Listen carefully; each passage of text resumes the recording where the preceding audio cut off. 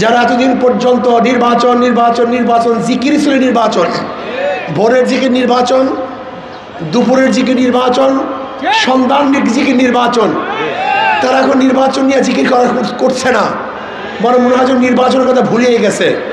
কারণটা কি? হঠাৎ করে নির্বাচনের জিকির বন্ধ কেন? মাঠ পর্যায়ে জরিপ করে দেখছে পায়ের নিচে মাটি খালি হয়ে গেছে। আজকে এই গণসমাবেশের সম্মানিত সভাপতি, শ্রদ্ধাভাজন ওলামায়ে কেরাম, সর্বস্তরের ইসলাম প্রিয় দেশপ্রেমী ভাইয়েরা আমার, নির্বাচন আসতেছে। নির্বাচন নতুন কিছু নয়। বাংলাদেশের মানুষ বারবার নির্বাচন দেখেছে। নৈশ নির্বাচন দেখেছে, কারচুপি নির্বাচন দেখেছে, পেশি শক্তি নির্বাচন দেখেছে, ভোটবিহীন ক্যান্ডিডেট নির্বাচিত হওয়ার নির্বাচনও বাংলাদেশের মানুষ দেখেছে। কিন্তু আগামীতে যে নির্বাচন দেখতে চাই, স্বচ্ছ, সুন্দর, গ্রহণযোগ্য, নিরপেক্ষ এক নির্বাচন আমরা দেখতে চাই, যেখানে পেশি শক্তির ব্যবহার হবে না, কালো টাকা সরাসরি থাকবে না, প্রত্যেকটা মানুষ তার পছন্দের ক্যান্ডিডেটকে নির্বিঘ্নে ভোট দিতে পারবে। এরকম এক লেভেল প্লেইং ফিল্ডের ভিত্তিতে আমরা অন্তর্বর্তী সরকারের কাছে নির্বাচন প্রত্যাশা করছি। নির্বাচন করে মারামারি কেন? যদি মারামারি করেন তার নির্বাচন কেন? যদি দখলদারি করেন তাহলে ব্যালট কেন? যদি ব্যালটই দেন সেখানে দখল কেন? নির্বাচন তো এর জন্যই যে যাকে ইচ্ছা মনোনয়ন করবে, মনোনীত করবে, সেখানে পেশি শক্তি ব্যবহার করবেন কেন? এইটা আমরা চাই না। বাংলাদেশের মারামারি, কাটাকাটি, দখল ধরে নির্বাচন আমরা উৎখাত করতে চাই। আমরা সবাই নির্বাচন অংশগ্রহণ করব। আমার তো মনে চায় এই নির্বাচনের স্টেজে প্রত্যেক দলের লোক একই স্টেজে বক্তৃতা করবে। এটা আমার মনে চায়। আমার মনে চায় একই স্টেজ সবাই বক্তৃতা করবে, একইভাবে দাওয়াত দিবে, একই সাথে চা পান করবে, একই সাথে চলাফেরা করবে। জনগণ যাকে নির্বাচিত করবে সেই আমার ক্যান্ডিডেট হবে। সমস্যা কি? সমস্যা কি? এই সুন্দর পরিবেশকে আমরা চাই না? এটা কেন করি না? আমরা বাংলাদেশের নাগরিক, সবাই ভাই, সবাই বাঁচতে চাই, সবাই শান্তিতে থাকতে চাই, সবাই দেশটাকে নির্মাণ করতে চাই, এই দেশটাকে উন্নয়ন করতে চাই, প্রত্যেকটা মানুষের অধিকার ফিরিয়ে দিতে চাই। সেখানে আমিই থাকবো, আর কাউকে থাকতে দেব না, এই চিন্তা আসবে কেন? এই দর্শন থাকবে কেন? আমরা চাই সুন্দর এক পরিবেশে অন্তর্বর্তী সরকার নির্বাচন উপহার দিবে। আপনারা একমত না দিব? কি সাংবাদিক বলে একমত না দিবেন?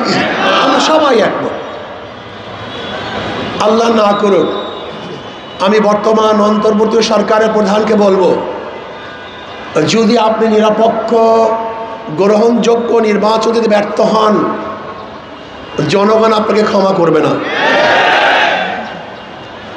আপনি বারবার বলেছেন ফেব্রুয়ারির প্রথম দিকে নির্বাচন হবে। আমরা এইটাই চাই, ফেব্রুয়ারির প্রথম দিকে নির্বাচন হোক, এর ব্যত্যয় যেন না ঘটে। কোনো দলকে কেন্দ্র করে, কোনো ব্যক্তিকে কেন্দ্র করে নির্বাচন পিছানোর কোনো ষড়যন্ত্র বাংলাদেশের জনগণ গ্রহণ করবে না।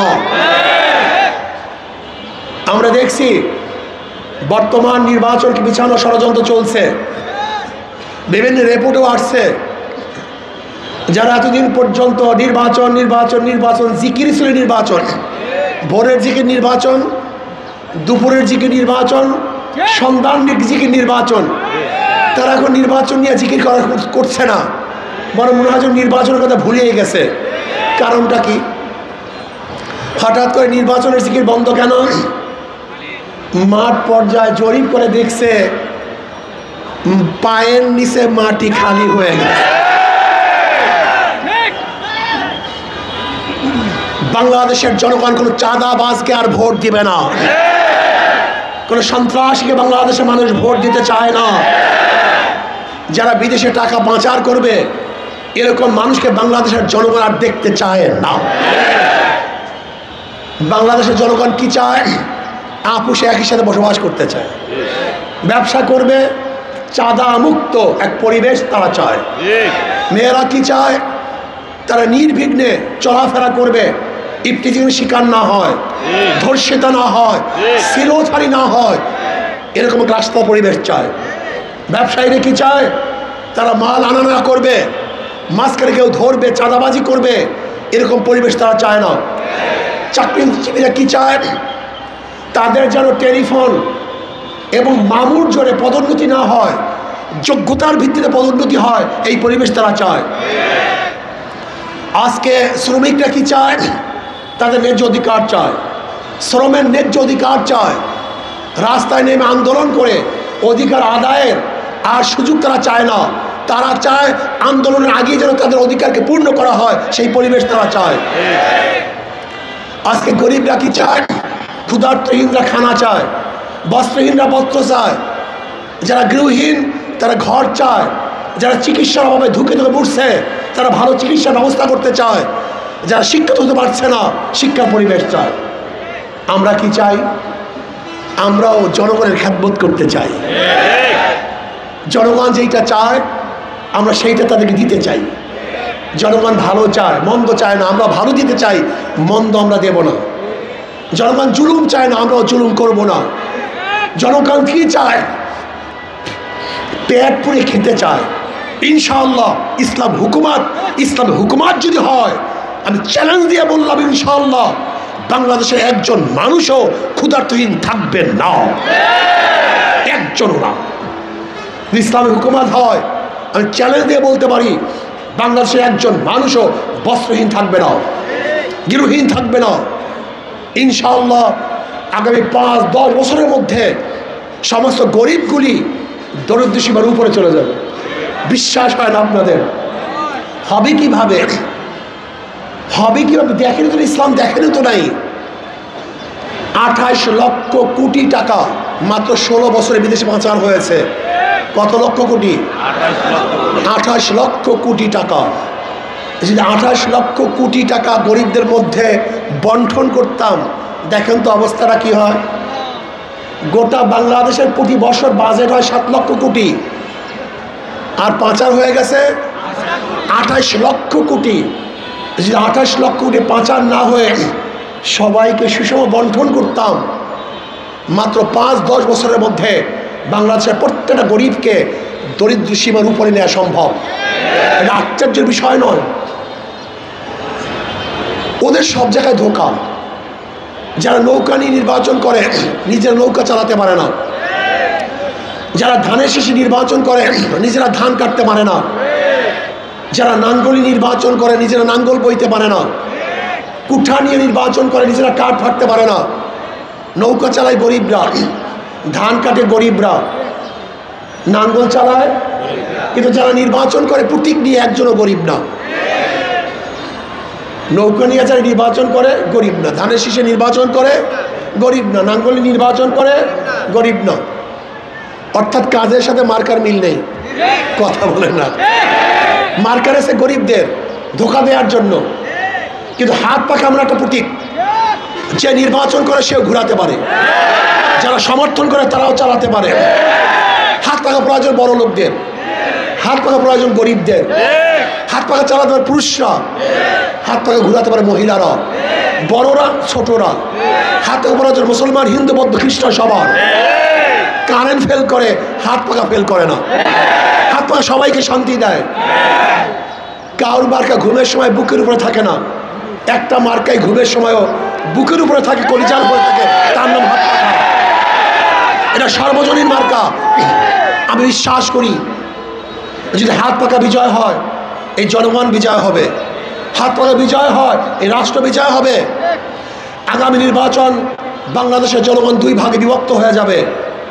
ইসলামের পক্ষে শক্তি, ইসলামের বিপক্ষে শক্তি, ভারতের পক্ষে শক্তি, দেশের পক্ষে শক্তি। আপনারা ইসলামের পক্ষে থাকবেন না বিপক্ষে থাকবেন?